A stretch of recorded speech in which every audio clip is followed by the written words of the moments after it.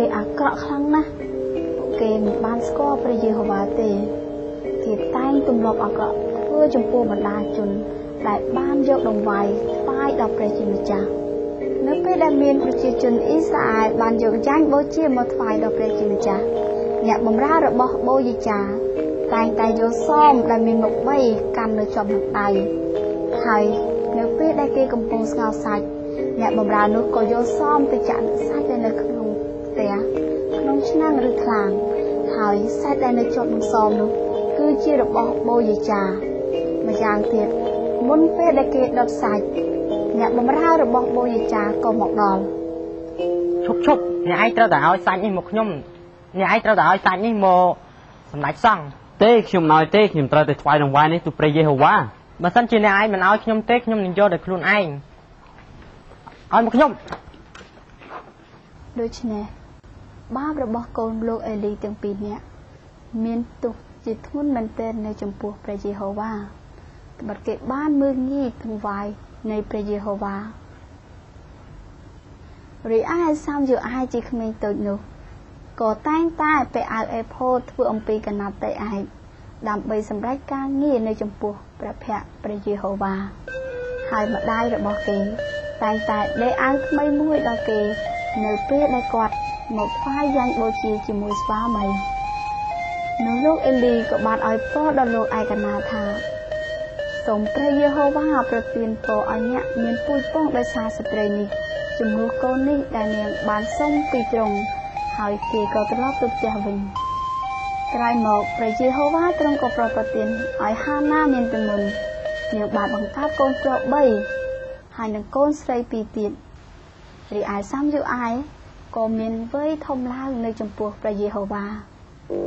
រីឯអេលីលោកក៏កាន់តែចាស់ណាស់ទៅហើយ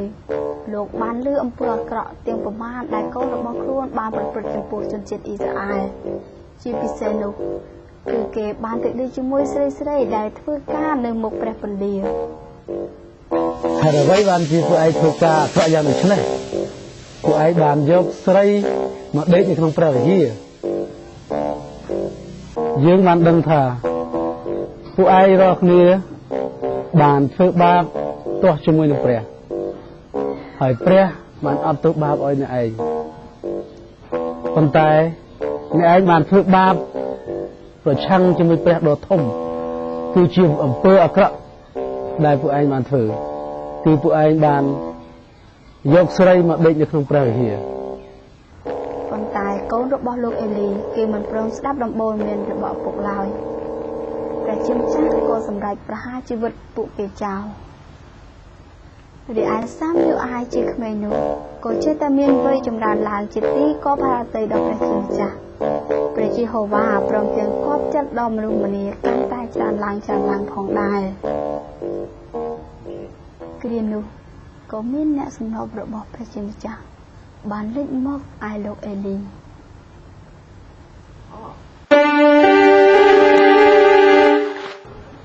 ហើយដោយបានជាលោកឯងស្រឡាញ់កូនលោកឯងជួយព្រះជាម្ចាស់ហេតុអ្វីបានជាអ្នករាល់គ្នាជន់ឈ្លីយ៉ាញ់បូជានឹងដង្វាយរបស់អញទាំងប្រមាណដែលអញបានបង្គាប់ឲ្យថ្វាយនៅក្នុងដំណាក់អញហេតុអ្វីបានជាពួកឯងរាប់អានជាងយើងវិញនឹងធ្វើឲ្យខ្លួនឯងធំធាត់ដោយសារតែចំណែកវិសេសរបស់អញនៅក្នុងដង្វាយ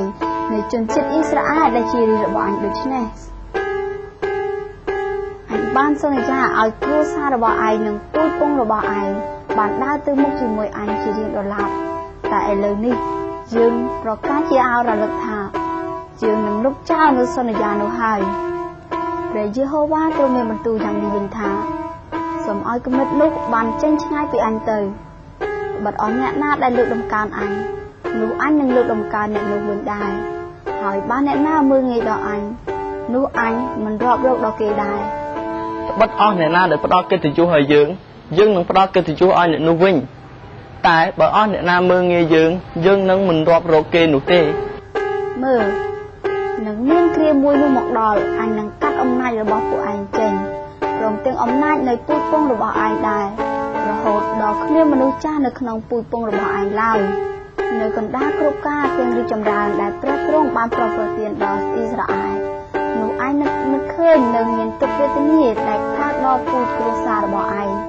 ហើយនឹងគ្មានមនុស្សចាស់នៅក្នុងពូជពងរបស់ឯងជាដរាបទៅអញមិនកាត់ពួកឯងទាំងអស់ចេញពីឱកាសនេះទេចំណែកអស់អ្នកដែលមិនកាត់ចេញនោះនឹងត្រូវបានសម្រាប់នាំឲ្យស្រវាំងភ្នែកឯងហើយនឹងបញ្ឈឺចិត្តឯងរីឯពូជដែលចម្រើននៅក្នុងគ្រួសារឯងគេនឹងស្លាប់ទៅពីការដែលកំពុងនឹងពេញវ័យនេះគឺជាទីសម្គាល់ដល់ឯងគឺជាការដែលត្រូវកើតដល់ហូបនេះនិងភីនេះហាកូនឯងទាំងពីរនាក់គេនឹងត្រូវស្លាប់ទៅទាំងពីរនៅក្នុងថ្ងៃតែមួយព្រមទាំងកូនប្រុសទាំងពីររបស់លោកឯងនឹងស្លាប់ក្នុងពេលតែមួយបន្ទាប់មកយើងនឹងជ្រើសរើសយកបូជាចារ្យមួយរូបដែលមានចិត្តស្មោះត្រង់ហើយធ្វើតាមចិត្តនិងគោលគំនិតរបស់យើងនឹងឲ្យគេមានពូជពងមួយដែលមានស្ថិរភាពហើយគេនឹងបម្រើស្ដេចដែលយើងបានចាក់ប្រេងអភិសេកជារៀងរហូតគ្រានេះអ្នកដែលនៅសល់ពីក្រុមគ្រួសាររបស់ឯងគេនឹងលុតជង្គង់ក្រាបចូលចំពោះអ្នកនោះដើម្បីឲ្យបានប្រាក់ហើយនឹងនំប៉័ងដោយពោលថាសូមឲ្យខ្ញុំបានធ្វើការងារជាមួយពួកបូជាចារ្យណាមួយដើម្បីឲ្យបានអាហារបរិភោគផង